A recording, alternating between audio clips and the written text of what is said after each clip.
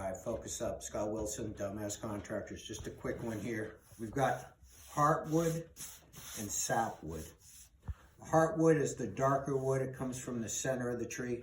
The sapwood comes from the outside of the tree. And once I get this water on it, that color starts to pop out.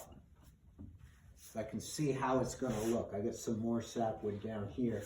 Nothing you can do about it. You're going to have color differences in it. But this is how it's going to look once I get my oil finish on it. Smarten up.